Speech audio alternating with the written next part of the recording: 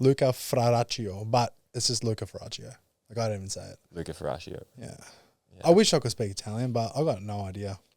Nothing? Nah, like, ciao, pizza, pasta. Have you spent any time in Italy? Yeah, I went over to see the family, like, when I was younger. We did a Kentucky tour. My cousin and I, when we were 21, and I went in a bad state to see them for the first time. How do you mean bad state? Well, I was on a party bus for, like, 2 weeks straight. Then we went to Ibiza and then Greece, and then to see the family. And we literally were drunk every night. Like, that's what you do when you're like 20, 21 overseas for the first time. And then I went and saw them. Like, they saw a different me. Yeah. But it took me a few days to get, like, get right.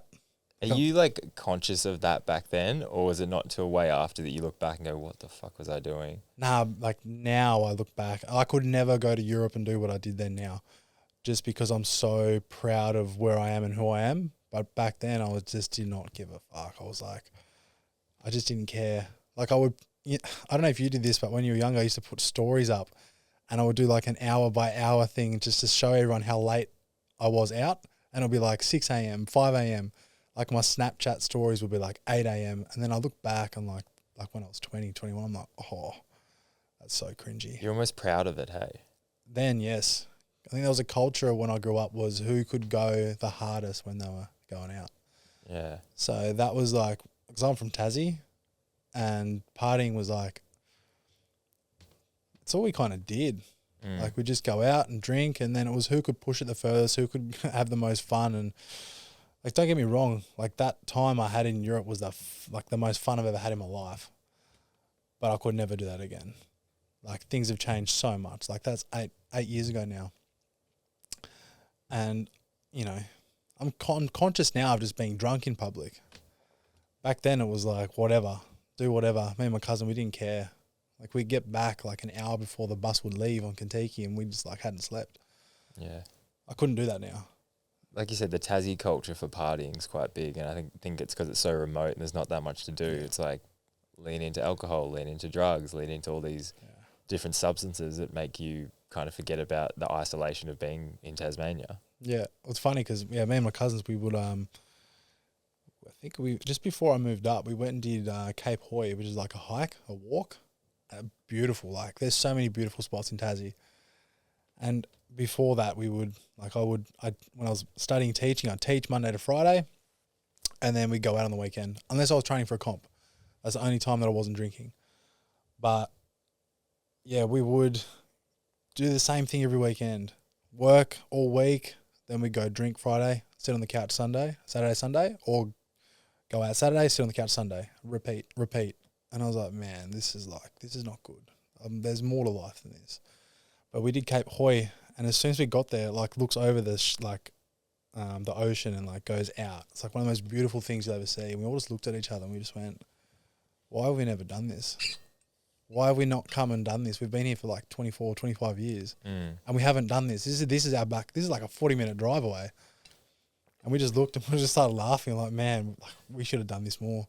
So now every time I go back, I'm like, where are we going? Let's hike. Let's go up north. Let's do Mount Amos. Let's do a hike somewhere. Get in nature. Like, it's beautiful. Why do you think that is, that we don't do the things that we know are good for us? I think because it's easy. To not do it. It's easier to stay in your cycle because you're comfortable with it. You know what's going to happen. Like, you're expecting the same outcome. It's comfortable. It's like the devil you know. Everyone likes being comfortable. No one likes to be uncomfortable. That's why I wanted to fight after that TV show I did on Heartbreak Island. I met one of the promoters on the show. And I said, man, I really want to fight. He's like, do it. I was like, no. Yeah, I should. Like, I wanted to fight. I've always competed in jiu-jitsu. Like, but the thing is, like, I would like train my ass off for like 6 weeks, not drink, not party, nothing. But then as soon as the comp was over, 2, 3, 4, 5 week cycle of just out drinking until the next comp was on. And I always kind of battle with myself saying, when's that going to end? When am I going to stop doing that and just focus on just the training and just focus on just the grind and the comp? Because it's always like now what? Do the comp, then it's like party, celebrate. I've earned it. It's like, well, not really. Like, yeah, enjoy it, but focus. But I think that because I can relate to that fully with racing, and I'd finish the season and I'd eat unhealthy, I'd drink, I'd party, I'd go down this spiral, and then I'd always have to pull myself back out of it. And I had this real like profound moment one day when I'm like, why am I just being healthy and fit for mountain biking and not for life? Like life's so much more important. Like meeting a better partner, being able to do more, being able to see more, all of these things, feeling better, being more mobile, being more active. And it's like, why is mountain biking? And I'm glad like I stayed fit for mountain biking, but like take that away and then you're like, well, what's my why behind why I look after myself? Yeah, I resonate with that a lot. I don't know why. I actually don't. If I'd really deeply thought about it, I'd probably figure it out. But I'm the same. I was like, why is... Because I think I wanted to show up and perform in jiu-jitsu. So I didn't want to like not perform because I was passionate about it. I'm like, why am I not passionate about life and feeling good and being good in life in general? Because, man, I used to rock up to class when I was in primary school on a Monday, Tuesday after a big weekend. And I think back to that, I was like, man, I was not present. I was not there. I was a shit teacher. I didn't want to be there. I was like super emotional. I hadn't slept. I was like, this is not it. I couldn't do that now. There's no way I could do that. And I like think about getting into a classroom with grade 3s with their parents dropping them off with their bags and you're like, you've just had a big weekend. Oh, it's the worst thing ever. It's bad for them too. Like you're a shit person, to be honest. You're not present. What's how far it sets you back? And how many times do you want to get set back and go, all right, I was to here, now I've got to start again. Oh, now I've got to start again. Yeah. And your whole week goes, like everything changes. And like was there a big deciding factor when you're like, I'm not doing this anymore, I need to change? Well, I was going to ask you, did you feel like there was a point where you're like, what if I just kept this up? Did you ever think that? Like, what if I didn't just go drink after? I think I just got to the point where I was like, one day I'm probably not going to be able to pull myself back out of this. Cause the partying? The partying being, because I'd literally get fat. I'd put on weight. I'd just be partying, wouldn't train at all. Like training was just to be good at mountain biking. I'm like, oh, I'm not mountain biking for the next 3 to 4 months. Why would I train? And that was my mindset, was train to get better at racing. Don't train to be healthier, to be more attractive, to feel better, to look better. All those things weren't in my mind. It was like, oh, I'll get fit again. And I would always like, I know that I could transform my body, and sometimes I'd start training and within like a month I could lose or change my body from like 5 to 6 to 7 kilos of like from fat to muscle like pretty rapidly, because I went from nothing to then just, okay, I'm a professional athlete again, let's go hard at this. But that's a hard thing to pull yourself out of again and again and again, where if you just maintain a certain level of fitness, you're like, I'm fit and healthy all the time. Oh, it's race season. Okay, now we're going to lock in a bit more. And it's way easier. But I can't remember the exact moment. I think I just matured a little bit. And for example, I did this podcast once with a friend, and we were just drinking wine as we were doing the podcast, and we start laughing and then we start swearing, and then the conversation goes off in this weird direction of just like shit talking. And I listened back to it and I was like, I don't even want to put this out. And it's just funny when it's like, if this is me drinking and I don't want to share this on a podcast with the rest of the world, why would I want to drink and go out? Because I'm like, that version of myself isn't like my best self. And why am I trying to... So that was like a really big like aha moment where I'm like, okay, well, I'm never going to drink and do a podcast. So why would I... And like I drink now and again, but I can't remember the last time I got drunk. I can't remember the last time I was like written off. Like I got a very like 3 to 4 drinks, call it, and I start drinking water. Everyone else loosens up, so it's like socially not awkward at all, and I can just call it and go home. Like I'm very happy to do that. But I know a lot of people that they can't just turn it off. And it's hard to get to that point too, where you can just turn it off. Because you have fun, you have a few more, then you go, one more, an hour. It's like I was going to be home by 8, but now it's 9. No, now it's 10. Now it's 11. Now we're looking at other options. It's like, oh, that's so... I know I could like pull myself back and not have it like have 1 or 2. But back to your original question, 2 years ago, I just went, and it's kind of funny because have you seen Chris Hemsworth's am I saying right? Hemsworth, his TV show Limitless. Oh, I've seen bits of it, About how he's like, he had he wanted to like longevity, wanted to live longer. So he's like, what can we do to live longer? And I was watching it, and I'm just like, because I love Chris. I think he's a great human being, like a great role model for a man. And like, he'll go and have a beer and whatever. But then I'm like, I think back to what I was doing when I was younger. I was like, doing that now, it's just not an option. Like drinking and partying and doing all that, he's not doing that. He's on the big jobs. He's acting. He's staying fit. He's healthy. He's got a family to look after. Like that's what a man should be doing. And I'm like, I can't do what I was doing and be a man and have that lead by example and have the best of both. You can definitely go and enjoy yourself and have fun, but you don't push it past that point of, we both know what happens after like 5 drinks go down and what happens next. But I was watching him, I was like, man, like kind of like be like Chris, like that's a man. Like someone told me like nothing good happens after 3 drinks. It's like you can have a bit of fun and joke around and it's all good. And like I'm like, you don't drink at all anymore?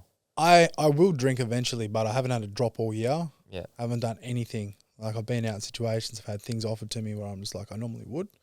But I'm like, nah, like I said to myself, and that's kind of like leading into that from the last question. I wanted to commit to the boxing last year. So I didn't drink from New Year's Day. I had a massive New Year's Day. I just flicked a switch. I'm like, I'm not drinking. And then the fight was April 29th. I drank after that. And then I wasn't like really drinking a lot, but I locked in for that whole fight camp because I said, if I don't lock into this fight camp, I could get knocked out. I could look like a dickhead. And I said, I just want to see how like fit I can get. I want to see how far I can push my body and go into the ring knowing that I've left nothing unturned. Like my coach, Jay, gave me a program and it was 10 weeks. And like the volume in that program was like what they give the pros. And I was like, oh, this is kind of cool. Like this is my chance to like do it. I've always wanted to do it, but I've always like found a reason to not do it. Like I did the 75-day hard challenge. Day 64, I got absolutely hammered off half a bowl of red. I'm like, why didn't I just finish it? I was so pissed off with myself. I had far into it. I had 9 days left. And I went to my cousin's restaurant and I don't know why, I was just like in a mood and I was like, fuck, there's only 9 more days. I may as well just drink. I'm going to be drinking in 9 days anyway. And I ripped the lid off it and I felt so shit after that. But that was probably like 4 years ago. And now I was like, there's no way I'm going to do that again. Have you tried to do the challenge again since then? Not the 75 hard, but the boxing commitment to me, that was 5 months no drinking. And I said, I'll be really proud of myself if I do that. And I locked in and I got as fit as possible. I won the fight, felt amazing. And I wanted to keep fighting, but I had a fracture in my face. Then I dislocated my finger when that healed in a comp. And it kind of like prevented me from, because I just, when you like look at athletes and they stay super fit for a fight, then they don't fight again. I'm like, why do they not fight again? I'm like, I physically couldn't. Like my eye would have sunk if I got punched in the eye and fractured again. Like after the fight, I went and blew my nose and it felt like my eye fell out. It just blew up because there was a fracture and the air got out. Oh. So I was in the bathroom, blew my nose. It was like 2 a.m. I was like with my cousin and stuff in Melbourne and I literally just felt like, I was like, shit, my eye's out. Like I felt like it was gone. So it's injury after injury, but that was like the best I felt. And I never forgot that. Those 5 months were the best that I felt mentally, physically, emotionally, spiritually, everything. Everything was in check. But then again, I started drinking and I would like go back out partying. I'm like, I'm not that focused on anything. How quickly when you stopped drinking did you feel that shift and change in like, okay, I'm actually feeling the best I felt? Oh, within like the first 2 weeks. You felt a shift and a change? Yeah, because like once you get past that point, and one thing for me as well was letting people down. Mates that would go, come on, drink, or I'm like, no, I'm not drinking. They're like, why? I'm like, because I'm not. And they're like, fucking pussy, why not? Have a drink. I'm like, nah, like, I want to have a sprint session on Sunday. I want to feel good. I want to get heaps done on Sunday. Like, I don't want to drink. Once you get past that point, and that was a big thing for me, was like not letting people down. Once you get past that and don't give a fuck about what people think, you just go to next level. I don't know if you felt that, but as soon as you stop caring what people think about what you're doing and your path and your journey, you just go above and beyond. And that's why this year, I think I had some really shit nights out too. Like I was drinking and I was in an environment where there was like a bunch of randoms I've never met before, and I was in like a after party, and I just like came to, like this was probably just before New Year's, and I'm just like, what am I doing? I was like, why? I was like, come on, like this is just stupid now. So then I said to myself, I'm going to do the whole year. well, I'm going to drink in December. But you view yourself in those situations where you look around and you go, no one here is really doing what I want to do. So I'm like, why would I put myself around a group of people that aren't doing anything that I actually want to do and aren't going in the direction I want to go? And that's when you have that wake up call to go, well, what do I want? And then once you realize what you want, you're like, well, is this helping me get there? And you're like, no. Yeah. So why am I here? Yeah. And it's like, I think you've got to go through stages of, like for me personally, I have to touch the hot thing to realize it's hot. Yeah. And then not touch it again. Some people can just be told and they go, okay, I'll believe you. But I'm someone that's like, I need to fuck up and learn from the fuck up and then go forward. But on that point as well, it's like so many people have their own insecurities about when you're not drinking. It's like, oh, you're going to see them through sober eyes. And that's scary to some people. That's true. Because you're not on their level or not somewhat intoxicated to the point where you're like, if they say something dumb, you're not going to pick up on it. Yeah. And I've had plenty of instances where I'm like, I don't want to drink. And like you say, your mates start going, what the hell? Like, you're a pussy, whatever. And sometimes I just take like THC edibles and I'll be like, oh, I'm not drinking. And then I'll be like, I had an edible. And then even that, like, oh, sweet. So it's like, it's not the drinking part that they're so caught up on. It's the fact that you're in a sober state and you can view what they're doing from sober eyes. As soon as you say, I am on something, whatever that may be, they're suddenly like, oh, well, they're cool with it. Yeah, they're cool. But so it's like, it's not the drinking that is the thing that they want you to do. It's not being sober is the thing. So then you can't pick up or see all the imperfections or fuck ups that they're going to do throughout the night because they're probably going to drink a bottle of whatever. And then it's going to be there for the world to see. So yeah, I always picked up on that and was just like, I'm having fun. Like when people look at you and go, oh, you should be drinking. I'm like, I'm having so much fun. Like, why would I want to add something that will not make me have more fun? Like, I don't need that. It's like once you realize like what is fun to you and stop trying to chase things to try and find more fun. Like the amount of times, that's why you hear people all the time, like they get to 1 a.m. or something and they're like, let's get drugs or let's get more alcohol, or let's get more whatever. I'm like, bro, like the fun's been had. Like stop chasing something that's like, you're not going to catch it. Yeah. It's like you've come off the ride, just chill. It's all good. And like, I don't want to like shit on people for doing that because I did have fun doing that, and drinking is fun and pushing the limits with your mates is fun, but your fun, like my fun changes. Like that is fun. I know I'm going to have a good time, but I'm also like, what's fun for me right now is getting up and going after it on the Sunday morning, being fresh, being productive, going on a waterfall hike or running or sprinting or training or boxing or being the best version of myself. I find that more fun right now for me personally. So that's why I'm not going to do it. But if you guys want to stay out, like, like sweet, do it. Like whatever you find fun, like that's cool. I get what you're saying as well, because I hate when people get on and like almost belittle people for doing something that you've done. Yeah. Because it's like the whole culture now, it's like you don't have to fucking have ice baths. You don't have to get up at 4 a.m. every morning. You don't have to not drink. Like you can do all these things and still be a good human being that has fun with life. So it's like you're just saying what works for you. Like I'm still going to drink, not often. I normally just have like some wine with dinner or something, get a little bit tipsy and go home. And I'm good with that. That's my level of like drinking that I'm happy with. Yeah. But when you're going out on like a bender and you're constantly doing this and you start to go, well, is this actually, and again, go hard, do what you want, but you've got to look at yourself and go, do I actually want to do this? Some people can balance it, some people can't, but I think it's just asking yourself like the why behind, like, why am I actually drinking this much? Yeah. I lose respect for people when they start to belittle you or have a go at you for your beliefs if they're different to yours, to their own. So like if someone, you know, has been a partier and then they're not a partier and then they start to preach like, oh, you shouldn't be partying, it's bad for you. You know, you shouldn't be doing this, like, because I do it now. It's like, man, like, don't make people feel bad for it. Just like because I do jiu-jitsu, I'm not going to say you're a fuckhead because you don't do jiu-jitsu. Like, you should be doing jiu-jitsu. If you don't, then you're not a man, you're a loser. It's like, nah, I've got no right to say that. Like, come do it, see if you like it. You know what I mean? Like, I do it because I love it. I love the feeling that I get from that in boxing. And, yeah, I just don't like people that make you feel... It's the wording behind it. Telling someone you should do this is so different to saying, hey, I did this and it worked for me. You could try it. It could work for you. It's like, it's putting it out there without putting it on someone. And I know a lot of people, and it does really to get traction because it pisses people off when you say you should do this. Yeah. Because straight away people get in the defense and go, I shouldn't do shit. Yeah. And it's like, well, now you've created an emotion to make you comment and interact with whoever's saying that. Yeah. And then it builds into something. But I know what you're saying. It's like, just be the example. Yeah. It's like ice baths. You tell me to have an ice bath. I'm like, man, I'd actually rather just get up and have a nice hot shower. I'd actually rather just be warm. Yeah. And go to work warm, to be completely honest. Like, there probably are benefits, but they make me feel bad because I'm not doing it. Like, I just don't want to. Like, ocean swims, like, I love an ocean swim in the morning. It's so cold up here. Exactly. So I can get out and still be warm. Yeah. Yeah, but I guess it's just when people really preach stuff down your throat and you go, man, like, just do you. And if you do you well, people will see that and want a copy or a piece of what that is. Yeah. But don't push this narrative or message that you have to do this and you have to do that, and because it's just going to push people away, really. It's going to make people be like, oh, you're forcing something onto me, so yeah, I really want to try that. You're like, fuck off, I got better stuff to do. It'd work better if they said you to not do this. Don't have an ice bath. I'll be like, okay, no, an ice bath.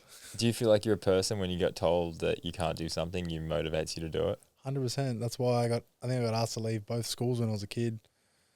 And then I was pretty naughty.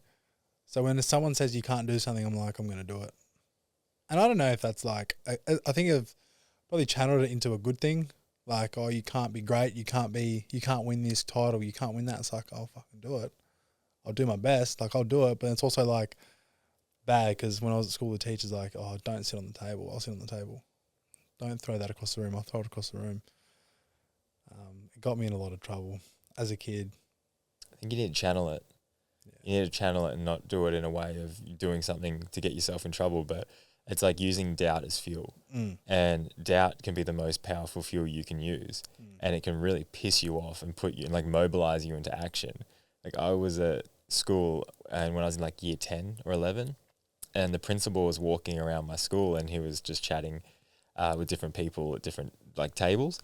Comes up to our group of friends and he's like, oh, who's playing sport this weekend? And I was racing. So I just was like, oh yeah, I've got a mountain bike race. And one of my mates just had a throwaway comment, but he just said, oh, that's not a real sport.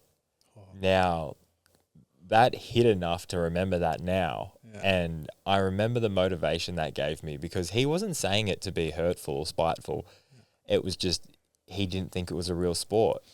And that was like everything to me at the time. And I just remembered holding on to that. And then when I started competing and going overseas, and then when it became a job and then all these things, I was like, my fake sport has got me a salary, got me a world presence mountain biking, let me see the entire world. But I held on to that, but I didn't use it in a negative way. It motivated me. Like when I'm on a ride, when I'm in the gym, I was like, I'll show you a fake sport kind of thing. Did you hold on to that comment for a while? Yeah. For ages, man. Like still to this point, there's a little bit of like, and the guy, like he was one of my mates. And when I started doing well, he was like supportive and he's like, oh, you're killing it. But in that moment. Does he know? Does he know that? The comment? I probably, if I told him, he probably, I don't know, probably not. Interesting, eh? Because it was just a throwaway comment, man. He wasn't like trying to stir. Not in a bad way, but he wasn't even trying to stir me up. He was just like, it's not a real sport. Because they played football, they played rugby, they played normal sports. But to me, like mountain biking was everything. So when someone just like shits on it like that, I was like, I'll show you. Bro, I'm the same because my cousin used to take the piss out of me with jiu-jitsu. I won the Australian National Championship under 85 kilo. Like probably, it was purple belt. I can't remember how old I was.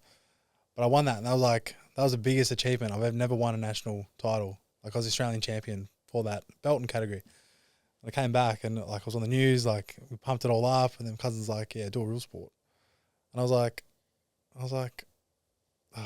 because it's not there. It's getting there now, but it wasn't like, you know, football or like AFL, like or cricket. Like it's not like a sport that everyone like that's going to make you money. Back then, like I don't know how it was for you back then with your sport and where it was at to like make a living, but when I started jiu-jitsu 9 years ago, there's like not a lot of money in the sport, but you can make a living out of it if you really want to. There's ways to go about it and you do the right thing. Like Craig Jones is like taking the sport to the next level. He's done so much for the sport. So then now I'm like, all right, well if it goes into the Olympics, I'll be in the Olympics, then I'll call you. But like those sorts of things, I'm like, I resonate because I'm like, I remember those comments and I was kind of pissed off. But I was like, fuck, can you try it then? But you can't say that, man. You've got to use it. You can't throw it back. You've got to use it. I know I wanted to throw it back, but I'm like, it didn't really bother me because I was like, oh, what would you know? I'm like, mate, you've tried like 10 different sports. Pick one. Yeah. But But still, this is all kind of like, it's like you need to hold on to that doubt and just go like, I'm not going to say anything. I'm just going to show you. Yeah. I'm going to show you what I can do. And anyone that gets doubted by family, friends, colleagues, whatever it may be, it's like, don't just throw it back at them and go, what would you know? Or what would you do? Go, okay, watch this. yeah, Like I had this saying I came up with, and it's like, tell me I can and I'll try. Tell me I can't and I will. And it's that whole thing about, if people doubt me, it's like, I will show you because you doubt me. Like it sounds bad, but when someone supports you, like I'll try, and someone doubts you, you're like, motherfucker, watch this. Yeah. Like I'm gonna prove to you that I can do it. And I see some people that I swear they do it because they know that doubt will motivate. When you see coaches and stuff, because I was talking to a girl about when she went to world champs for gymnastics, and her coach like doubted them. And it did the opposite, and because they doubted them, they were like, "Oh well, yeah, we probably can't make it that far," and then they didn't perform well. But some people can use that doubt as fuel and go, "I'm going to prove you wrong, and it's going to feel great," and it's like that extra little 5% that it gives you. Yeah, it's true. I wanted to ask you, what, like with Craig Jones, can you give an overview of like what he's actually doing and done for the sport? I know bits and pieces about the comps he's running, but for anyone that wouldn't know, like how much he's influencing the sport at the moment. Yeah, I mean, he's ducking all my call-outs for starters. Have you actually called him out? Nah, This is first call out right now. Let's go, Craig. Nah, he would kill me. I'm going to find out. Yeah, I'd love to run it. He's fighting chicks now, so maybe I might be a good go for him. I was about to say you're the plan B now. I'm the plan B. Yeah. Well, he's from Melbourne originally, and it's funny because I actually went up to him at a comp when I was a blue belt, and I had one of his guys. This was before he like went next level, and I was like, Craig, because he was good, and everyone knew who he was, but he didn't like go to ADCC and win his medals yet. And I was like, mate, I said, I've got your boy. I said, I'm going to smash him. And he just like started laughing. And the guy beat me in like a minute. I got smashed. And then I just walked out and I was like, fuck. Damn it. But I wonder if I ever see him, if he'd remember that. But it's pretty funny. But he's from Melbourne and he kind of went to ADCC, which is like the Olympics of the sport.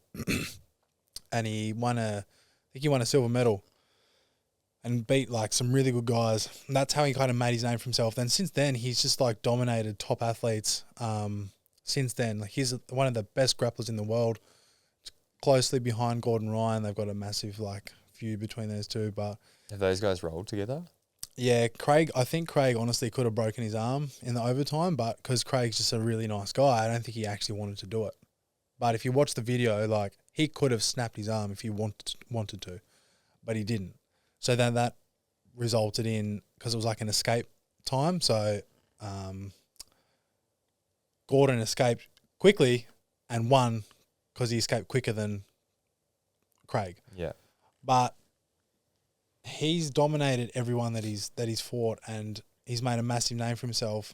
And then what's kind of gone that next level, he's just like, he left John Danaher, his team, which is like one of the best coaches, trains Gordon Ryan, who's number one, who's undefeated for the last like 3 years, and kind of like left that team, made his own team, but now he's just full taking the piss online out of everyone. And he's set up his own like event on the same day as the ADCC, which is like the Olympics of the sport. You're kind of fighting for prestige, not really prize money. He goes, fuck it, they need to fight for prize money.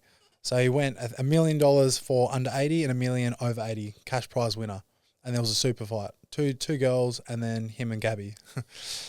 But he ran it on the same day on purpose, live streamed it all for free, and he got the guy who was running that ADCC event fired because of it. Because he's like put all these clips together, making him look really bad. He's like, I don't care about the athletes. Da, da, da, da. He's like, we're going to have fireworks, do this. It's like, why don't you just pay your athletes? Yeah. Like, why don't you just give them the money? Because, like, that's what the sport needs. That's, like, going to help people like me make it one day. And, like, these kids that are, like, fantastic athletes that, like, there's a kid at the gym now. He's, like, 16. He's killing it. I'm like, man, I hope you go all the way. I hope you get paid what you deserve to do this. And, like, Craig's the guy that's doing that at the moment. He's changing the sport, and he's just run this event. It was sick. It was, like, elimination. You had to win 4 matches to win the $1 million. But, yeah, now he's just, like... He doesn't need to fight. He doesn't need to compete anymore. He just takes the piss online. out of everyone. Do you reckon him and Gordon Ryan will ever fight again? Nah. Settle it? Nah, because Nicky Rod won. He's one of Craig's teammates, and Nicky Rod they used to be teammates. Yeah. Nicky Rod won the $1 million, and he goes, look, I'll bet my $1 million against yours, Gordon. Let's fight. And then Gordon came back and said, I'll fight both of you on the same night when I'm ready. And they're like, it doesn't work that way. Like, you just got called out for $1 million. Take it or leave it. He's like, no, I'll fight both of you when I'm ready, when my stomach's good, my rule set, this, that. It's like, yeah. If you get called out, you just got to say yes or no. Yeah. You can't just make your own rule set. Like, yeah, you are undefeated, but just if you're so confident, just beat him. Just do it. Yeah, shut up and do it. So I don't think Craig's like partying and have you seen his sonnies he's made? Yeah, yeah. With a little spoon. A little spoon for sugar. Like he's have the diabetics. Yeah. Right, he doesn't care. Yeah. He's killing it. And like he's got all these sponsors now, he could just run that every year. And I just thought if someone wanted to run something similar in Australia with Australian athletes to pay Australian athletes money and they got an investor, like now's the time. Just copy his idea. I mean, you can't be Craig, but you could definitely run a sick event in Australia and pay the athletes. His personality as well definitely pushes those events. He's the face of that 100%. I actually got onto him randomly. Do you know Jackson O'Brien? He's a filmmaker. Yes. Yeah, so he went over to Ukraine with them. Yeah. And he shot them when they were over there like training with the soldiers and stuff. Yeah. So he was a videographer. So I just saw his story. I was like, what the fuck? What is this guy doing? But I think it's having that presence where you're going to train soldiers, you're going to shoot bazookas, you're like calling out the best guy, like you're just creating an aura around yourself that brings eyes on, that brings money in, that brings investors. Because I think he got a massive investor to get the $1 million. $3 million. That's US. Yeah, but people are attracted to someone that is outgoing and has that energy about them that they can bring shit together and make stuff happen. But it's funny you say that even with downhill, like we have no prize money, man. Like if everyone's got bike sponsors and that's how you make your money, but the organisers put barely any money. I think to win a World Cup, you win like 3,000 euros, 3,500 euros. Really? That's like best in the world at this sport. And the winning prize is 3,500 euros.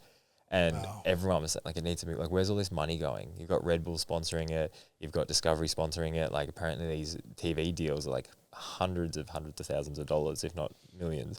And that money doesn't get put back into the athletes like it doesn't with ADCC. ADCC. Yeah. So it's the same as that.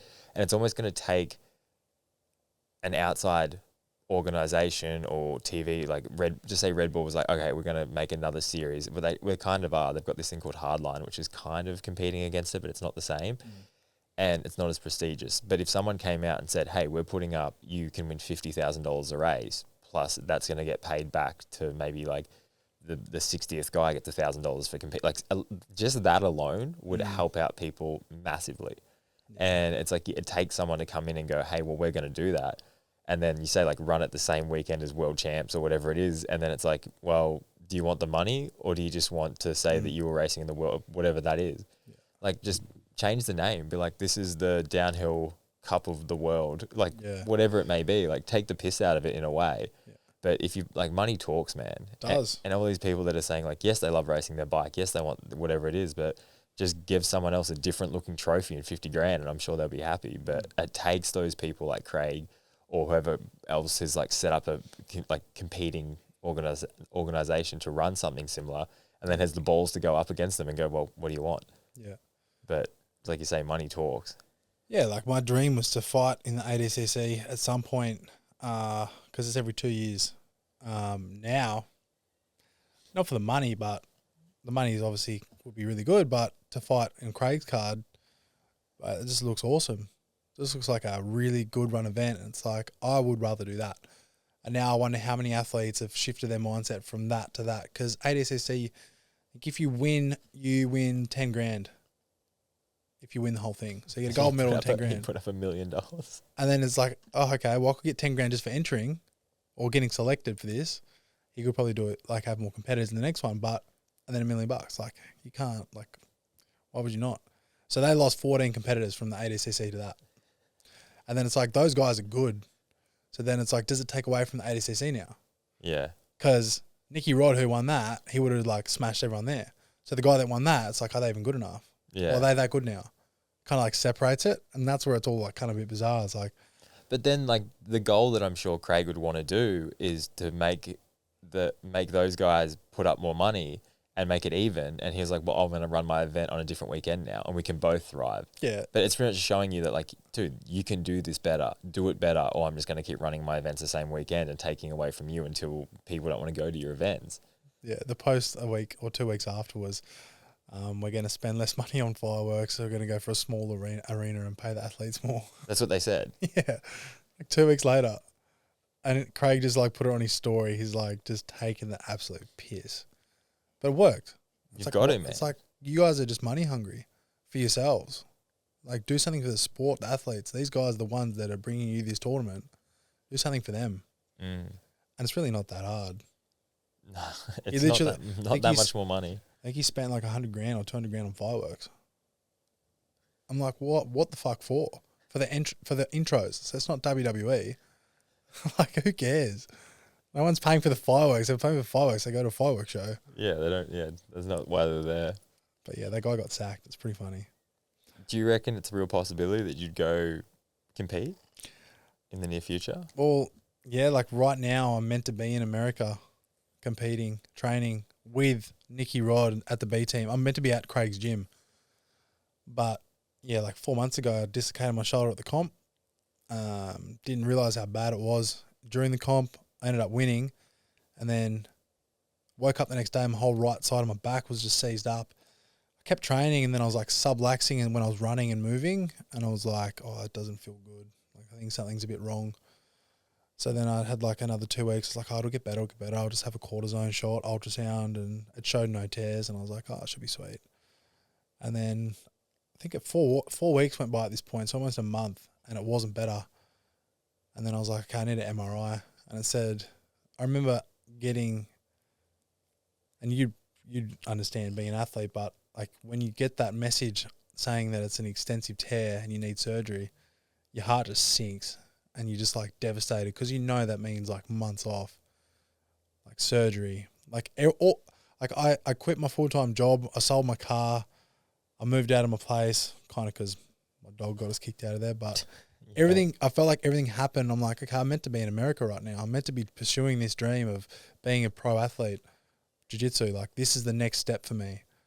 And, like, I was just trying to win as many comps as I could before. In the last match in my, the gold medal match, the shoulder happened. And then I was like, you need surgery. And I was like, man, it's like 10, 12 grand for the surgery. I can't go over there to compete and train anyway, so there's no point going. But then I'm like, now what?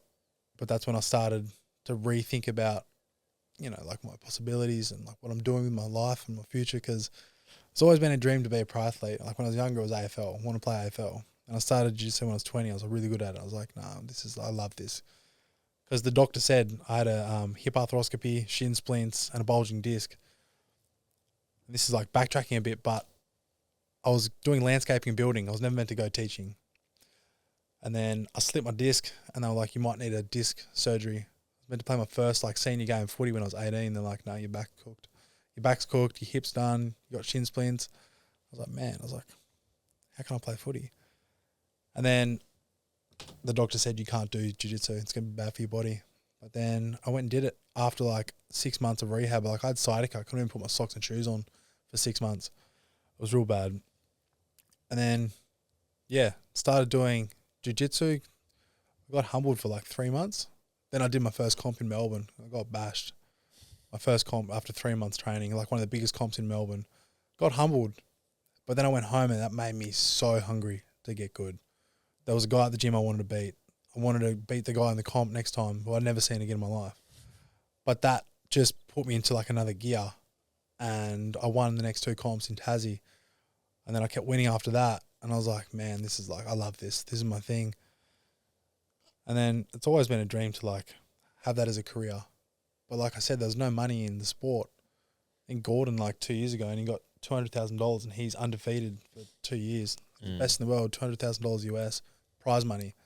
You look at like tennis players and soccer players, like the top guys are getting millions. The top guy in this sport's getting 200,000. And it's quite a like popular sport now. Like it's getting more and more mainstream. So you'd think something so mainstream, so many people know would have, more cash behind it. Yeah. You were saying then like with your injury, what was that like processing that, like hearing that you're going to need surgery and knowing that the direction you saw your life going has now just completely altered?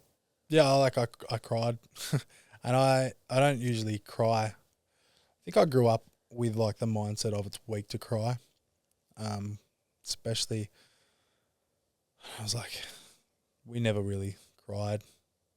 I never cried as a kid. I thought it was weak. Didn't want to do it. But then living on the Gold Coast and meeting people that are so open about their emotions, and a lot of good role models that are men, like they'll like teach me like find your space, cry where you need to cry. It's like been a massive release for me over the last few years, and like it actually feels really good. Like even now, like I struggle to like cry in public, but I've got my safe space. I'll cry when I need to cry, where I need to cry, doing some like specific thing. And when I found out, I kind of went like numb, and I was like really pissed off. I was angry. I was sad. I was shattered because I was like, I've been looking forward to this for so long, and I was like really fit. I was healthy. I was ready to go over there and like tear it up. And then when I saw extensive tear, and I went to the doctor, and he's like, "It'll need surgery." Heart sank, and I was like, I kind of knew it before he said it, because an extensive tear is like usually surgery. And then I was like pretty depressed for like a week, and then I was like, "Hey, you need to snap out now. Like now, think about how can I redirect this into something else." And that's when I started the Fraraccio self-defense business. I thought, well, what can I do with this now if I'm not going to go for a year or so? So like, how can I turn a negative into a positive? So I can focus on the coaching, focus on the business, helping other people learn the sport, and like teach other people, empower women how to feel confident through self-defense. And I think everything happens for a reason, but yeah, how did I process it? I don't know. Like I didn't for a bit. Definitely didn't do it straight away. I think I like walked out of because I go to the doctors at Pack Fair. Man, I just like, if someone bumps into me right now, I'm going to be so like, you won't get a bar out of me. So I had to go like get in my car and go just like drive for a little bit, because it just sucks. Like I know you had a recent injury, and pretty bad one. Like I don't know how you process things, but It's easy to fall into that victim mentality of why me and why now and why this. yeah. And like you say, it redirected you down this path of starting this business that you've started now, and you can see so many positives in it. But in that time directly after hearing news like that and knowing that everything you had worked for is now gone is definitely something that takes time to process. Like I actually saw my friend today, Harry Bink, and he crashed doing a double backflip the other day and broke vertebrae in his neck. And his identity, his life is all freestyle motocross. He's one of the best in the world at what he does. Like first triple backflip, that's him. And I was just chatting to him, and he's just kind of working out like what he wants to do and like which direction he wants to go. But it's not only the fact that your identity is wrapped around something that you can't do now, it's also you're dealing with immense pain, and your body might never be the same again. Yeah. So it's processing the fact that I might never be who I was, not just in the sense of identity, but physically, are you the same person? Can you do the same things? And I know personally, like I don't think I'll ever be that same person again. Like there's just things that are just not that great now, and I can imagine they're just going to get worse, but it's like, fuck, it is what it is. And I can use my legs. I can feel most things. I have a bit of nerve damage and stuff like that. But fuck, man, like when you're laying on the ground and you don't think you're ever going to walk again, like getting back to being able to move the way I do is like, it's a win. But just seeing Harry and then where he's at and knowing the road or the hole that he's got to pull himself out of, and just talking to him about where I was at and seeing that he's going to be there as well for a while. And it's this balancing act between he's got no energy to really do that much. And I was talking to him, like I used to go to the supermarket, man, and buy some food. That was like a marathon for me. I'd get home and just have to go to sleep. Yeah. Like that kind of energy levels where just I had nothing. But I wanted to also get out and live life. But it's this balancing act between not having the energy to see people, but then also isolating you to the point where you feel depressed because you can't see anyone or do anything, and your life just suddenly, all your goals, ambitions, everything's been shifted. So just chatting to him and trying helping him figure out that like it does get better. You do get better. Your body will heal itself. You are walking. You are alive. Like it's like crashing a double backflip on a motorbike. It's like, I think I saw it. it's brutal. So I feel like a bit of a pussy, like when I get like, cause I know like the shoulder's not that bad. Like But still, it still takes away like and this is the thing. I hate when people compare something they've gone through with someone that's gone through worse, and they go, "Oh, well, he's had this, so it's worse." I'm like, it's all your perspective on how you're going through something, and it's like whether you had a spinal cord injury or blew your shoulder up or broke your leg or whatever. It's like you can't go to America now. Your life is different. It's like all those factors come into play, and it's like comparing to someone else and going, "Well, it's not bad because they had worse," doesn't really take away from the fact that something can be bad. It's just how you deal with it and how you work through it is the thing. That doesn't mean it can't be bad. Yeah. Like, no, it's definitely bad, but I think it helps me like put things into perspective and go, okay, I can still go to America. I can still do this. Like I kind of use that and to channel it into something positive where it's like, you know, I could have lost my arm. Yeah. Could have never been able to do jiu-jitsu again. So it's not like, I do compare, but I do it in a way where I'm like, be grateful that it's not worse. But yeah, my living situation, everything kind of got turned upside down, and that's been a massive struggle for me mentally in the last few months because I'm not where I want to be, and I put a lot of pressure on myself to be a certain thing at a certain time, and that's where it comes like expectations on yourself, and it's like if you don't have expectations, you can't get let down. But it's also you need to have like a driving force behind you to do things and to be a certain somebody. Otherwise, what are you going to get done? But the expectation thing's big, hey? So big. And like even with like relationships and like jobs, everything, I try to really not put expectations on anything because if it doesn't work up to be the way that you want it to be, you're let down. Disappointment. Yeah. So it's like you can have expectations. Like, I don't know. It's like a fine line of like, I don't know. I'm trying to like be super present without thinking about this being a certain way or outcome driven, more like now driven. Get excited for it when it's there. Yeah. Like when you get to it, like enjoy the moment you're in now. Yeah. And then when it gets to that point where you want to go, then be excited. Yeah. But until it gets there, it's like you're getting excited for something that doesn't exist yet. Something's not real. And it's not until you've got it and you're like, it's a real thing. It's like, okay, now I can feel these emotions. Because I struggle with that all the time, man. And I used to always think it's not a bad thing to get excited, but when it changes and doesn't turn out to be the thing you thought it was, and you get then depressed and sad about it, then it's not worth it.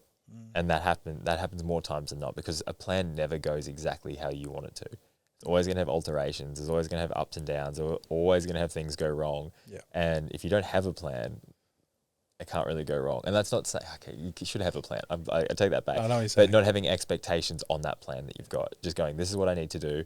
And when it happens, I'll be pumped. Until that happens, I'm just going to keep doing the plan. Yeah. Well, it's funny. I packed up my life in Tassie when I was 25, 3.5 years ago. I had a good job. My family was down there. Everything was good. I had no reason to leave, but that I wanted to better myself and do something different. And I've always been in that mindset, probably since I was like up into 26, maybe 20, yeah, about 26. I just want to be like a jellyfish in the ocean, float, enjoy, and just go wherever. And I never like cared about my financial status, never cared about saving things or buying properties or putting my best foot forward in the financial setting. I just like, I don't really care. I'd rather die by the time I'm 27 and have a fantastic life and leave no stone unturned than not do certain things to put my money aside so that I can get to 30 and then I'm like 25 to 30. I said no to so many things, but I actually didn't really have that much fun, but I got a great house. And I'm not taking away from anyone that's doing that. Like if you want to save your money and chip away and grind and buy a house and be happy with your house, like that's great. Like my cousin's done that. He's got a house. He's got another property. We're so different. We're really the opposite people. He's the guy that I went to Europe with, and I love him to bits, but we're very different people. He's happy to just sit at home, have a garden, like build his garden, renovate his house. Me, I'm like, all right, where are we going now? What are we doing? I need to go do something. I can't sit in the same spot. And I've never cared about like, you know, setting my future up financially. And I'm like, well, I probably should start thinking about doing that at some point. But I've always been that way because I've always got a fear of dying or something happening to me where I'm like, man, I wish I did that. And I don't regret it. I think you can do both. I think you can definitely do. I just haven't been smart about it. But but it comes back to like cost versus reward for you. And like the cost of working a certain way to make enough money to buy a house didn't get you the reward of I'm just going to go travel and do me and enjoy life to what that is. And it's like, if that's where you get your fulfillment and that's where you get your reward from, then go do. It comes back to before, man. It's like, do you like what makes you happy? Do that. Stop worrying about all these other pressures from other people in society and financial. And it's like, do what makes you feel good, and the rest will kind of work. It's like you'll be around the right people, you'll meet the right people, you'll be in the right places, you'll enjoy life, you'll be happy. And then like at the end of the day, if you're all those things, why are you so concerned about, oh, I didn't get a house when I was 25, or I didn't do this? But it's like, well, that's not what I wanted to do, and I wanted to do this, and I've enjoyed it. And I'm sure you get to a point when you get older where you go, okay, well, now it's probably time to focus on this. But you probably want to anyway, because you'll be at that age where you're like, I've lived. Yeah. And I'm ready to like start a family, have some kids, find a wife, all that. And you're like, but I'm ready now. And this is what I want. And it comes back to, you go through all these different stages of life, and you don't have to like the same thing forever. You can change it and you can become a new person. It's like, you should always evolve who you are, and letting go of things that made you really happy and served you at some point shouldn't be bad. It should just be like, I'm glad I got to enjoy that for what it was, and now I want something new, and that's okay. Yeah. That's kind of where I'm at, I think. And like with the partying and the drinking, like it served me a purpose. Like I was happy and I had fun, I had great fun, a great time. There's definitely nights that I would change, but there's a lot that I wouldn't. But now it's on the next thing that makes me happy. Next thing. And like that's kind of, you just kind of go through and figure that out. But I heard a thing, it's like what's the point of life? And it's just to transcend your flawed self. So you look at like drinking and you look at that, maybe that was a flaw in me. So you transcend it, become different. Okay, with your fighting, okay, you got beaten. Okay, let's be better. It's like you're just trying to become the best version of yourself every day. And if you're doing that, then you should be happy. I think it's when you stagnate or go backwards and you fall back into those traps or those routines that don't serve you, or those drugs or alcohol or people, and you go, well, I'm not leveling up, so now I don't feel my best self. And I guess it's like you're saying, it's like everything you've done, you're like, okay, I want to do this because it feels good and I can level up, and I get so much out of it. But it's okay to find new things. Like, well, I say you win or you learn. I never say win or lose to any of my students or people that I coach or kids at school. I'm like, you win or you learn. It's simple as that. If you say you lose, then you have the loser mentality. It's like, it's okay to lose, but if you say win or learn, you look at things differently, because you look at it like the opportunity for growth. Like if you say you're learning, then it's like, what can I take away from this? Whereas you just got to lose, I lost. Okay, now I got to win next time. It's just two words. And back to the things like, do you listen to Parkway Drive? Oh, I used to when I was, I have before. There was one song, and it's the lyrics. It's not the years in your life, it's the life in your years. And they like scream it in a lyric, and that, it's been in my head ever since I heard it. I was like, that's it. I was like, that's how I've been living my life. It's not the life in your years, the years in your life. And I always say I'd rather die at 30 and have a really great life. Obviously, I hope I don't die at 30, but doing everything that I want to do versus being on the fence and being scared to have a go and jump in. And what I mean, like, if I never moved from Tassie to Gold Coast, I would have got to 30 and regretted it massively. Yeah, I'm so glad I came. So glad I came, because I've met some amazing people. I've expanded my mind. I've changed so much as a person just from surrounding myself with the right people. So I didn't at the start. You got to lean into that devil you don't know and put yourself out there. Because I think when anytime someone sees someone going after something they want, they're like, oh, I wish I could do that. I was like, you can. And I can. And that's why I'm doing it. And this could be big, small, indifferent. It's like, just give it a go. And like, then you know. But there's always going to be doubt and fear and unknown and anxiousness, but also excitement. And just, if this is like, even with anything, with starting a business, with being an athlete, with moving places, with asking a girl out, it's like there's always fear. There's always going to be a level of rejection, failure, whatever it may be. But then you know, and you go, well, that didn't work. So now I know that doesn't work. I can go after something else and see if that works. And you keep going through these different doors of life until you get to one where you're like, oh, this is me. This is where I should be. And like you say, you got here. I felt the same. I got here. I was like, everyone's kind of doing cool shit. Everyone's motivating me to do more.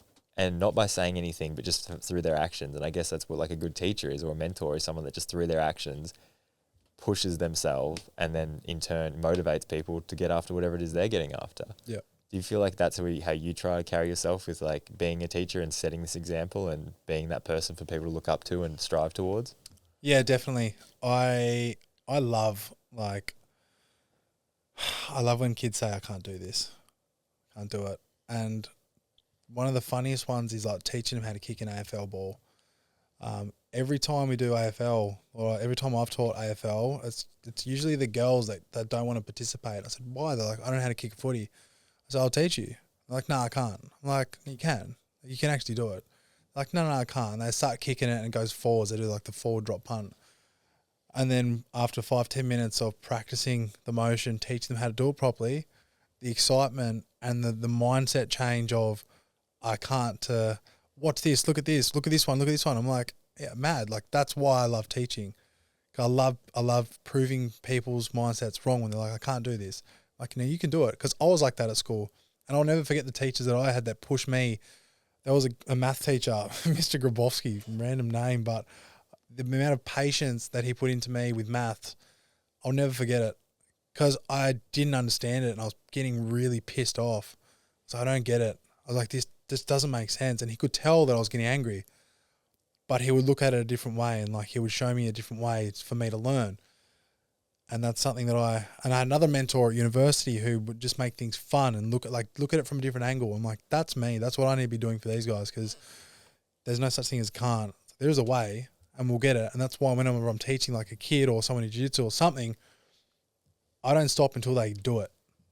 Like, I've had teachers walk off of me in the past because I can't get it. I don't do it and they just kind of give up. But I will never do that because I remember how I felt when I didn't get it and that giving up moment. And that's that mindset of like, I can't do it. Saying you can do it. You used to be shown the right way. You need to be shown how to do it. Growth mindset. That's all it is. The amount of times you rep that over and over and over and you get better and do new things that you think you can't do before, nothing becomes a big task anymore. Like, man, I've done this before. I can do this. Like, even if I look at my boxing from the first week of training to like the lead up to the fight, I said I can't do this.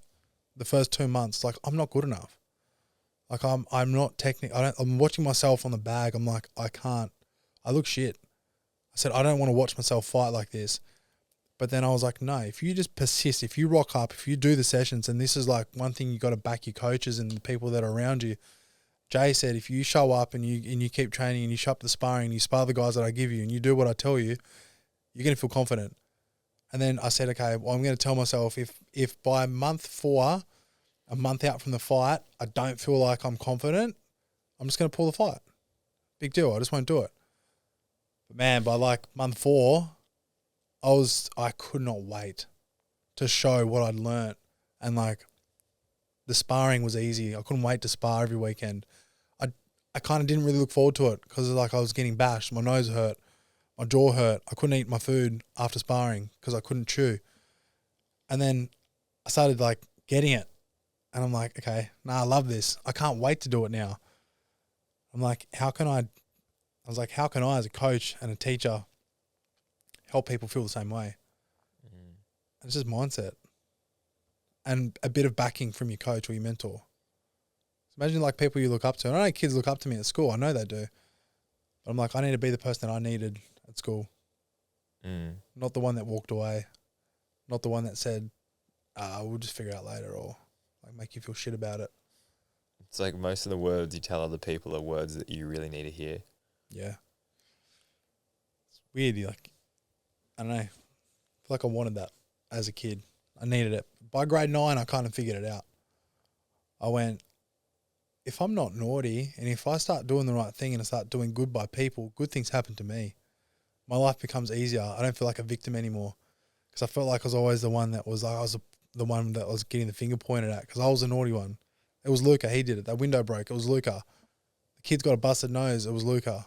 And I was like, yeah, it was me for a while. Then I stopped doing it. And then when I actually didn't do it, I was still getting pointed at. I'm like, I actually didn't do anything.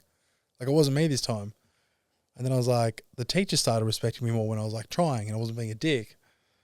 And that's why I think I'm so, I say I'm a great teacher, but I think I understand kids. You're more relatable to them. 100%, because I know they're going to mature at some point. They just need guidance. They need help. They need support. And I get it. Like, kids say shit in class like all the time. And I just start laughing. And I'm like, oh shit, I'm the teacher. but I've got to be the mature one. But like I laugh because it is funny. Some of the things that they say are like funny and like it's just boy chat. But I'm like, hang on a minute, no, we're in a classroom, like we can't talk like that. I recently went to some sports awards, and same thing. There was like these kids that would kind of just being smart asses, but what they were saying was funny. And like I didn't care about laughing at it because I'm not a teacher, but the teacher was there just like trying to hide his laughter, and it's like it's funny, man. Well, what It's are you funny. what are you teaching them? Like you can't have fun in life. But like that's kind of like I butt heads with a lot of other teachers and like principals and stuff because for me, I'm more like a relationship based teacher. If you come into my classroom and you're sad, my job is to make sure you leave smiling. The curriculum can get fucked. I don't care. Like I'm being dead serious, but that's got me into trouble before. But I'm like, well, like what are we really teaching them? Like, and that's kind of why I get frustrated as a teacher because like your mental health and like whatever's happening on the outside is important. Like you come in, if I can make you happier by the time you leave, you're going to go into the next classroom happier. You're going to learn more there and then. If you respect me as a person, you're going to learn more from me anyway. And like I'm definitely a relationship more than curriculum teacher, and that like kids respect that. They can see it. So I think it's not hard to be a good person. Like when you get into the real world, you are going to have fun, you are going to laugh, and there's times where you need to switch on and be real serious. And they'll figure that out.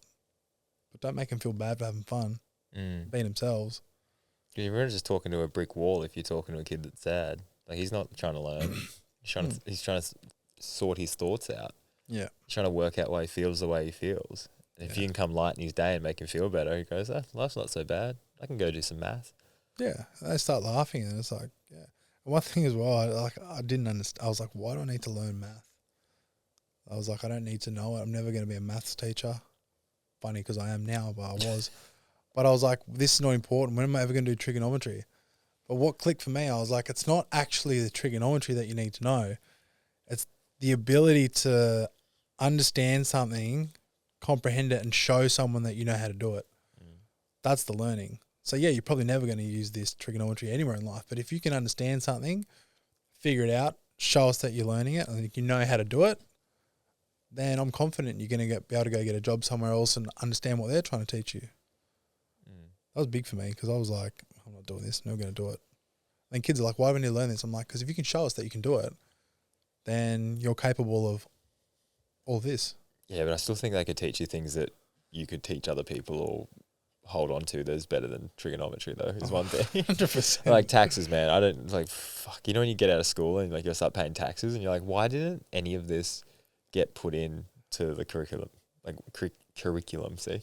Well, English should have got put in. But you know what I mean? Like, Bro, I don't know. I don't understand taxes either. And I wish this is like there's a lot but of stuff things. like that with schools. It's like, why isn't more of this stuff put in to learn? And it just seems like basic stuff that they just brush over. I'm like, in 10, 20 years, like the world has changed dramatically.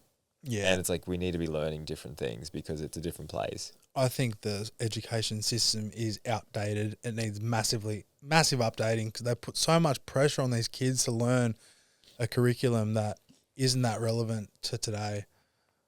And they need to just need to change it.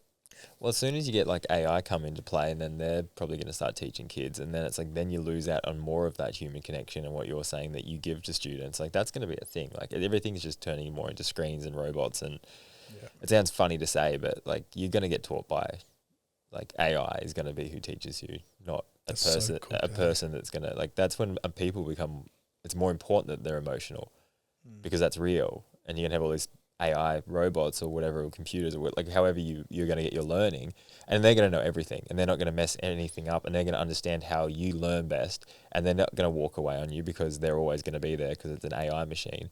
But then you realize, okay, but I need someone that actually supports me emotionally because my life's turning to shit, and that's when you're going to need real teachers like yourself. Yeah. It's going to be a weird world, man. Weird world. I already is a bit cooked. So funny. How did you get into teaching? Like, what was the motivation to get around teaching? And now obviously you teach self-defense as well. Like, how does that all come together? I never actually wanted to go be a teacher when I finished school. I finished when I was 18. I had a gap year. I was landscaping and building, and I went for a job trial with Cook back, and the guy pretty much laughed at me for a week because he asked me to put when you frame a house up, you've got to staple that stuff on. I I don't know what it is. You staple it up, and fuck, I butched it so bad. Like, it was the worst thing ever. And he came back, had to rip it all down and fix it. And then I was like, so do I get the job? he's like, no. He said it. He was nice about it, but Hell no. I was like, building's not for me. Yeah. That's sweet, all good. And then Mum was like, Luca, you're really good with kids, because we've grown up with like my nieces in Melbourne. Like they're younger. I've grown up in a big family with kids, and I've always been around kids. And like my mum's great with kids, and like I've just been good with kids. I just understand. I can get on their level. Like if I'm teaching primary school, I'll get like down onto their level and speak at face value with them. A lot of adults don't do that, and like I kind of like change the way I speak based on each year level of kid. And I don't know, I'm very patient with kids. Like I don't know, I thought, oh man, I'll give it a go. And then I literally enrolled a week before they shut, and then they let me in, and then I had to drive 2.5 hours to university, but I got the bus up, and I just started doing it. And I met my mentor who was in charge of student wellbeing and learning, Casey Mainsbridge. Mate, he really shaped my future as an educator, because I was like, he was the man. Like everyone loved him. He was fun. He was like energetic, loud. He was fit, healthy. And I was like, I really like his energy. And then he kind of like picked up that I kind of needed that support as well, because he could tell that I was like, I liked it, but I wasn't really sure. Guided me into it. And then, man, I don't know. I just loved I loved the idea of the teaching. Like I get to go do sport for a living. I get to literally play tennis, like golf, badminton. I get to do a range of sports, teach kids about alcohol and drugs and everything. Like I felt like I was making a difference, and I do. Like I never wanted to be a teacher, but that when I started doing the degree, I was like, nah, this is really cool. Then I went and lived in Sweden for 5 months, and I saw how they did the curriculum in Sweden, and they're switched on. Like we copy their education system. The way they live, there's like no crime rate, there's nothing. And I'm like, this is cool. Then I came back, and I don't know, like I said before, I've got a real passion for like helping people that think they can't do things and learn. And that click moment, they're like, I get it. And then I don't know, like I started coaching jiu-jitsu not full time, but like a lot more in the last year after I got my black belt, or before, and then I got my black belt. And I don't know, like my nieces in Melbourne, something happened with them. Like they were followed, stalked, and I was like, if something happened to you guys. And then a few girls that I know at the Oxley, they were like, something happened to each one of them. And I was like, man, if I ran a free self-defense workshop, would you guys come? And they were like, yes. I was like, okay. Like, maybe I should just do it. Maybe I should do something about it, because like, where can you go learn how to defend yourself? And like some of the comments that I get online are pretty funny. It's like, oh, this is unrealistic. I'm like, it's a demonstration. Like I'm not going to rip someone from the car from their hair as hard as I can in a demo. Like I'm going to hurt them. And also like, no, a girl probably wouldn't be able to get me off them, because I'm a black belt and I've been doing it for 9 years. I know how to control top position. But you get an average Joe that doesn't know how to fight, and they're drunk and they get on top of a girl. I'd rather you know something than nothing. And that's the idea. Like I'd rather you not freeze in a situation, because imagine having to live your life with something really bad happening to you and not even trying to get out. So my mindset is like, if I can teach you something, just if from the bottom position, if someone's on top of you or someone grabs you, or how to avoid the situation together, like all together, that's the goal. And I'm confident I can teach you that if you give me the time. So that's when I did the first workshop. Now I've got like 2 more booked in with a mate at his gym, one in Tassie. And the girls watch it and they're just like, wow, how do you go from bottom to top so easy with someone big? I'm like, it's like, I don't know, like I've been doing it for 9 years, like kind of like not new to me, but when I teach people, they're like, oh. And yeah, I'm just super passionate about helping people feel better within themselves, because I was like bullied in grade 8. I was the little guy that got shoved against the wall and I couldn't do anything about it, pinned down. I was like, I know what it's like. So imagine being a grown female and having a male do that to you, then you got to live with that for the rest of your life. So I feel like that's kind of like my calling. I feel like I can do something about it, and that's kind of what's driven me to do this. So yeah, I love it. I could do it all day. It's not a job for me. Just enjoy it. I love it. Just helping others, hey? I think if time flies when you're doing something, that's your passion. If you're checking the clock to see when it's over, that's not your passion. Like if an hour goes by and You're don't present. even, You're present. yeah, you don't even know. You're like, that's it. That's you. Yeah, do stuff that creates presence. It's like when you're with someone and you don't look at your phone and you just enjoy what you're doing. Like they're the people to hang on to, man. Yeah, that's the key. Yeah, when you're around people and you don't, the rest of the world kind of falls away for a little bit. You go, okay, I'm in the right spot. Yeah, because time's not a thing, eh? It's not real. No. So if you know that like time goes by and you've never looked at the clock once or wondering what's going on, it's like, yeah, this is it. I should be doing this. You're in the right place. Yeah. No. Took me a while to figure that out. How did you figure it out? Was there a moment? I think when I started coaching like when I say full time, I'm doing like 5 days a week at Southside. I've had moments where I go teaching and I like hate it. Not when I'm actually teaching the kids stuff. I love that part of it, but there's other parts of it that I don't like. Maybe like the behavior management or like the other teachers like getting onto you or like feeling pressure to be a certain way or do certain things or principles or like I had a chick come into my classroom and tell me to be quiet because the kids were laughing. And I ended up building one of the best relationships with these year 7 girls out of the whole school. People were like, how'd you do that? I'm like, because I actually cared about them. Like they threw me a birthday party. They brought me a cake. They like did a full on party for me at the end of the year. And it was really sad leaving those girls because like I feel like we had a really good connection for that year because they were all super troubled at the start of the year, like stepping into grade 7. And like I felt like I was like kind of like their dad through the whole term. And then by the end of the term, like I said, I'm going to the Gold Coast. That was shattered. And that was like, okay, I'm meant to be a teacher.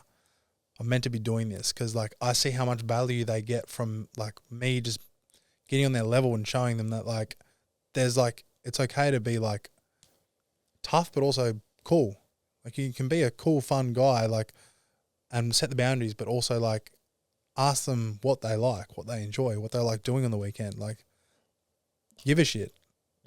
A lot of teachers don't give a shit. I know so many teachers that go to school and they just collect the money and they just want the paycheck. I'm like, if you actually gave a shit, but they just don't. I don't know. I can't understand it. But when I started coaching jiu-jitsu, things would happen in my life. I was like, a little bit sad, upset, but whenever I went to coach for that hour or so, that was when I was my most happiest. Like, again, I didn't think of time. I was fully present.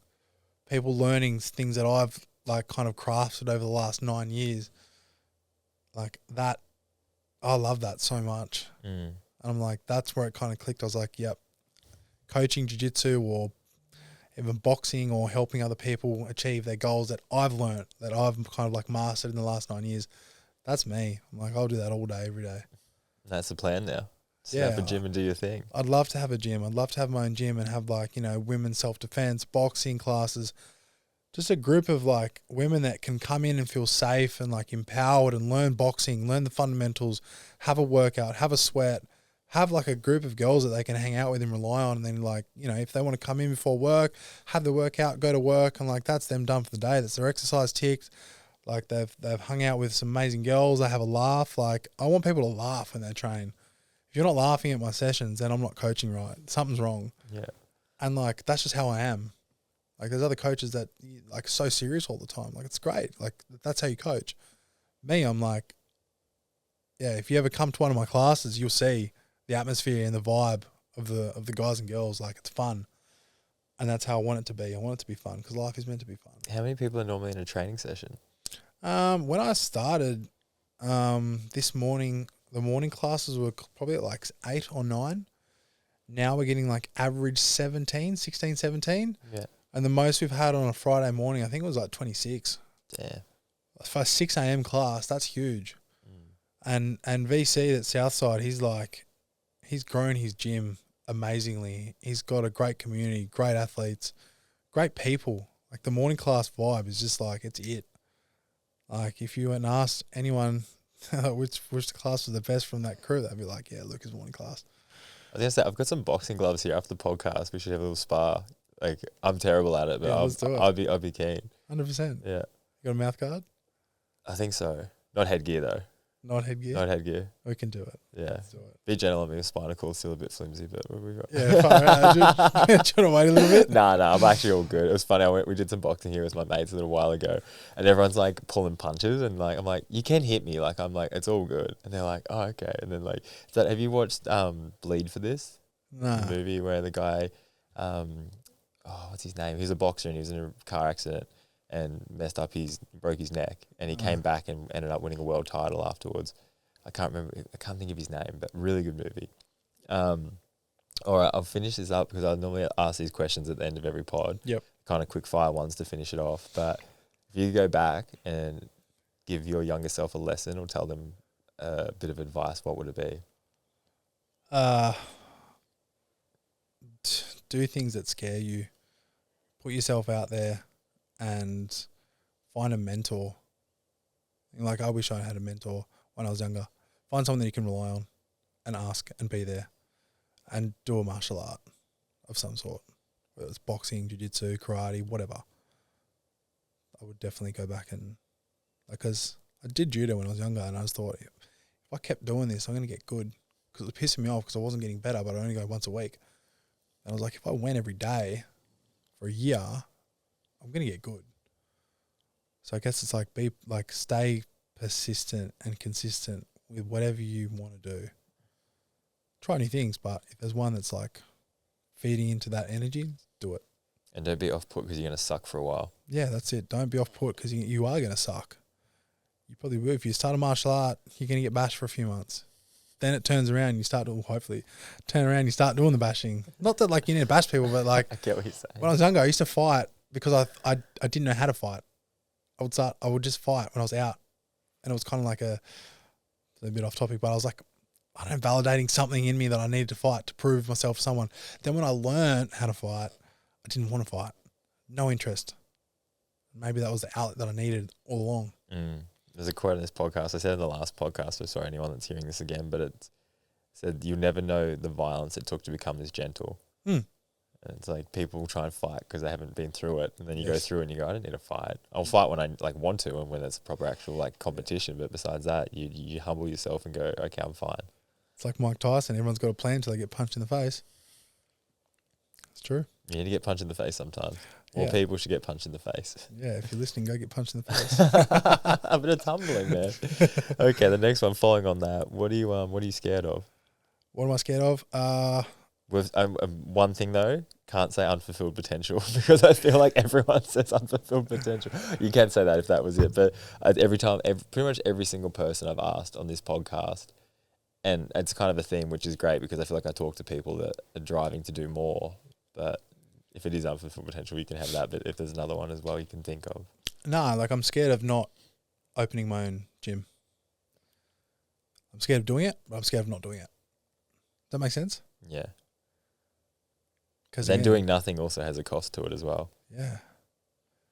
There's like probably reasons why I'm scared of not doing it. And there's reasons why I'm scared of doing it. Dude, being successful is still scary. Yeah. Like success comes with certain levels of like certain positives, which are great.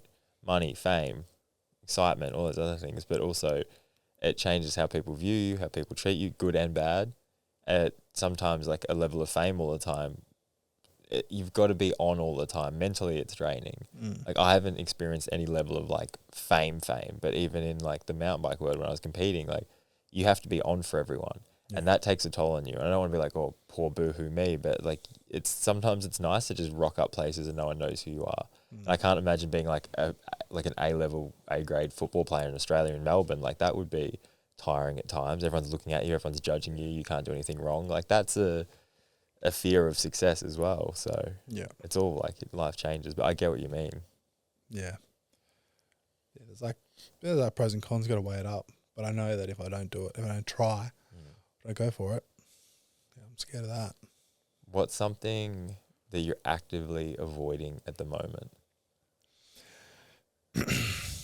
There's definitely, this is going deep now, but this is something I kind of found out from the last school that I was at, because at a school for disengaged youth. There's like a lot of inner child work that needs doing, that I realised. A lot of not unsolved, but like things that need my attention. And so that's all, like one thing. And this is some of the guys there and the girls there that I spoke to that were really great with like being present and understanding your emotions. Is like, what did little Luca need at that time when you were feeling this way? Like, what did you need? Because when there were like really loud bangs and noises and screaming and stuff, maybe it was things that were going on in the childhood where that still scares me now. That hasn't been addressed. And like maybe in like some relationship settings, I'm like, there's things that I need to address to be the best version of myself. But the inner child work's scary because you got to revisit the past where you don't really want to go. I don't know if you've ever had to do that. All the time, man. Because like that meditating, like I've got to go. She gave me like the school counselor. She's there for the boys, but she's awesome. Just go talk to her. She's like there for us too. She's there for the boys mainly because like she's got 5 or 6 in her office at a time. I don't know how she does it. Mentally draining. But I'd go to her with like things and I'd be like, this is triggering me. This is triggering me. This is triggering me. Like I feel like really drained right now. She's like why? I said, I don't know. And then she goes, it sounds like it's childhood. I was like, everything I was saying was linked back to that. She goes, you need to do some inner child healing. You do need to do it. But I keep putting it off. And I know I am. And I know I'm going to be better for it. I'm going to be a better person for it, but I'm not doing it because I'm... Put a date on it, man. Yeah, I know. I need to like... Put a date on it. Be like, on this day I'm going to see X person to sort this out. And then it's there. Yeah. Well, it's not even seeing a person. She's giving me like a YouTube thing that you listen to and you got to like fully go back and be present and feel it and understand it for yourself. Because then when you feel it and understand it for yourself, then you can address it. Then you know what needs doing. But I put it off because the thoughts do scare me a little bit because it was hurtful. Yeah. There's things that like I don't really want to address, but I know I need to. Yeah. But I know the feeling. You do it and then I guess you're better for it after. You let go, man. It's like a weight gets lifted off you. Yeah. Like when I was real young, when I was 11, like tried to commit suicide, and that was something that I hung on to for so long, and I was always like ashamed of myself for it because it was like this thing I was like you're that low that you don't want to be here anymore. And then I'd become this like real quite happy person, and then it was like I didn't want to put that out that I was that person. I had all this shame, and then I just had this moment when I got like really, really happy, like the happiest I've ever been in my life. And I was like, I went from a point of not wanting to be here anymore to now I'm the happiest I've ever been. And in that moment, I was like, I need to share this. And I started telling people about what had happened and where I was from and just openly talking about it. And it was like, oh man, I can take a breath. And from doing that, it's like that was an inner trauma that I held on to for ages. And then as soon as I started telling people and became open about it and didn't give a fuck, I was like, whoa, I don't think I could. And then I maintained that level of happiness through doing that. It was like put me on this other high because then people resonated with it and helped, again, people that then were like, oh man, that you telling that story helped me. Yeah. And it was like, that made it even better. So it was like, you say, you've just got to go head first into it. And it's one of those things, it's like, you think it's going to be terrible and then you jump in and it's fine. Yeah. Oh, I've spoken about some things and like, it was crazy. Like, I think I went, like my parents know about it. I went to like a sleepover once and Dad didn't want me to go because he didn't really like the mum and like, not didn't like the mum, but she thought like it was a bit rough. But yeah, there was a guy there and like, I'd never seen him before. He was just seeing the mum at the time and he put us to bed and I was like, I reckon I was in grade 6. No, not grade 6. It was like grade 4. And I remember he like was putting us to bed and I'm like, bro, I don't even know this guy. But as a kid, like I couldn't say anything. I was little, but he started like rubbing the back and stuff and like it started getting real weird. And I'm just like really grateful that it didn't go further than that. Like it started to go down the back and I was like, this is so like, as a kid, I was like, I knew that it was wrong, but now knowing what I know now, I'm like, that's pedophilia. Like he was a full predator, like full pedo. Like what he was doing was really fucked up. And then I remember telling mum and dad about it because I was scared to tell them because I didn't want to say like it was their fault or like this affected me, but even being at the school with the boys when like, because the youth workers are allowed to like give them back rubs at school to calm them down. Like the females, but the males do it too. Every time I'd see the male do it, it just triggered me and I just like couldn't deal with it. But then it was also like that feeling of being so helpless because I was only like a grade 4 boy. I didn't know how to stand up for myself and defend myself if I had to. Because I'm just grateful that nothing else happened. But if, like, man, I think about it, I'm like, think about the poor kids that have to go through that, and it does go to that next level. That feeling of they can't do anything. They actually can't defend themselves. And I think that's like a big driver for like the Fraraccio self-defense. I'm just like, that feeling is something that I'll never forget. And I'm just, like I said, glad that nothing else ever happened. But if it did, I have to live with that for the rest of my life. If I can teach you to do something that's really going to hurt that person to then get away, I'll teach you. Because then you never have to deal with it. Yeah. Mate, it's crazy the traumas that lead us down the direction of our life. That's one thing I think I've realised in the last few years, like your childhood really shapes your adulthood.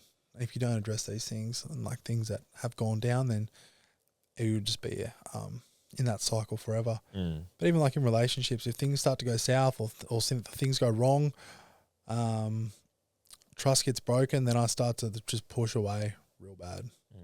And like when I should really be doing the opposite. But like I just push probably from things that happened in the childhood. But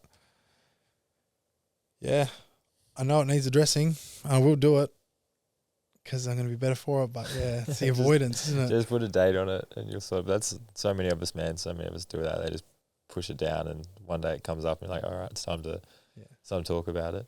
Now, the last question I got for you, when you're dead and gone, how do you want to be remembered?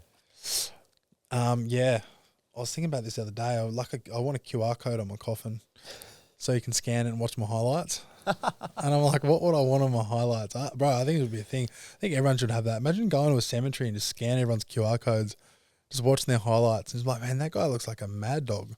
Or she was sick. I was going to say at my funeral, I've got some like cool clips from my life. I'm like, I know a lot of video editors and I'm just going to be like, if I die, you guys are making some cool edit. Like, would you do it? 100%. I'm like, if I would use whatever money I had in my bank and be like, I will pay you 20 grand to make me a dope documentary of my life and play it at my funeral. Because I'm like, that's fucking cool, man. Yeah. That's cool. People can see you. It's like, oh man, this guy was living. He was doing it. That was sick. Then they might want to go do something like that. Yeah. Like I've talked on camera a lot. I've got a lot of videos of me as a kid on bikes and stuff. Like you can make I think my life's pretty cool. Turn your death into an inspiration. Yeah, exactly. It's like, and I want people to come to my funeral and be motivated to get after life. Because they're like, he did what he said he was going to do and he tried new things and he was out there and he did random haircuts and he said what he thought and like was this like energy of a person and then like that pumps them up to be that. That's how you want to be remembered. Yeah, I'm definitely going to do it. Even as a minute highlight reel. I'd like to be longer, but that's cool. 10-minute. So what was the question? What would I want to How do you want to be remembered? Yeah. Distracted. Man, I want to be remembered as like, you know, the guy that was really good at jiu-jitsu and the guy that was really passionate about helping others unlock the best version of themselves and help people walk with confidence and feel empowered and be a good male role model for young men and women. Because, I don't know, I think it goes back to like what I wanted as a kid. And like Chris Hemsworth, I look up to him as like, as a man, I'm like, that's what you should be doing, providing for your family, protecting, being a role model, getting the most out of life. I think I want to be remembered as someone who made people feel good, for sure. Kind of like a comedian, but a different comedian. So choke him out. This a comedian that can choke you out. I don't know. You always remember how people make you feel. Yeah, not what they do for you. So people leave and they feel happy around me. I'm like, man, I've done my job. You know what I heard the other day? It said, when goodbyes are hard, it means it was time well spent. It's like when you miss people, when people leave your life and you go, this one feels a certain way. It's like we had some fun. We had a good time. That's so true. Yeah, that's so true. Well, Luca, thank you for coming on the podcast. I think you nailed it. First one out. Oh. Easy as that. It's been nerve-wracking. I've never done a potty, but everyone gets nervous until they start talking and then they realise it's just... Yeah. Well, you're a good host. You're good to chat to, and I feel like we resonate in a lot of areas. Yeah. So now you've got to come into the jiu-jitsu gym and have a roll. Obviously, you've got to be carefully back. You play top, you'll be passing a lot. Because my mate broke his neck, and I was like, you're not playing bottom. Because I'm teaching like inverting at the moment. So you're literally upside down, like stacked. I'm like, don't do that. I'm not that bad. It just got stretched. We'll be fine. All right, you play top, and then we'll spar, and we'll do it all. Let's have a Sambo fight. Yeah, I don't know what that is, but yes. It's like, do you know what a gi is? Yeah. Gi, gloves, shorts, and it's like punching and wrestling, but you can use the gi as well. True. I hated gi. I've done a little bit of it. My knuckles would get so cut up. Yeah, it busts you up. You got to get. Yeah, it takes months. It takes and then they scab up. But until then, I'd just go no gi. I did it for a little bit, and I had a few times. I rolled with, I was like a brown belt or something. Yeah. And to be fair, like they were a little bit smaller than me, and I'm like was fit for mountain biking, so I was pretty strong, but didn't have that much technique. But we'd learn a technique, and I was in it, and somehow I kind of got it, and then used my weight as like leverage. Yeah. And I was like ripping as hard as I could, man. I was like, I'm gonna make this guy tap. Like it was like the best position I'd ever got in. Anyway, somehow he got out, and I was like, fuck, I mustn't have had him. And he's like, nah, like, I'm going to be honest with you, you're real close, but I'm not. He's like, I'm not getting tapped out by a white belt. No fucking way. He's like, I put everything into that to get out. But you get that little spark, hey, of like, oh, was that in the gi? No, it was no gi. The no gi. Yeah, sweet. Yeah, come, I'll train you up. You'll be a blue belt in no time. Can't wait. Do you want a blue belt? Not really, but I'll come and do it for fun. It's like this is my thing, man. It's like, I don't know. I'm this person in life. Like I like shooting photography, but I don't want to become a photographer. Yeah. And you know when you know what it takes to get to that next level in something, and it comes back to cost versus reward. Yeah. And I want to do too many different things that I'll do jiu-jitsu and I'll enjoy it, but I know how much passion you need to put in something to get those belts and level up. Yeah. And I just know myself enough to go, I like this, but I like this enough to do it maybe a couple times a week, once a week, and catch up with some friends and roll and probably get choked out a few times. Like that's me. I'm good. Yeah. I don't need to get more competitive with that, because sometimes that takes away the joy of what it actually is. Yeah. Like becoming passionate and putting everything into something is great, and you will level up and it will be like exciting, but you'll get to a stage where you go, I'm just so invested in this that the fun is actually kind of mellowed out, and now it's more competitiveness, which is not bad, but I just want to have fun. So we'll get you an 8SSE next year. Yeah. 2 years. Nah, Craig. I'm with Craig all the way, bro. You and Craig. Me, Craig. I'll take the $1 million. I'm going to clip that and put it up, and we'll tag him. Tag him. Let's go. The call out. Craig, you're a weak dog. I'll bash her. And Gabby, 2 at once. Nah, there's like an OnlyFans collab going on there. I was going to say, I'll bring the oil. All right, bro. Thank you for the chat. Thank you, bro. See ya.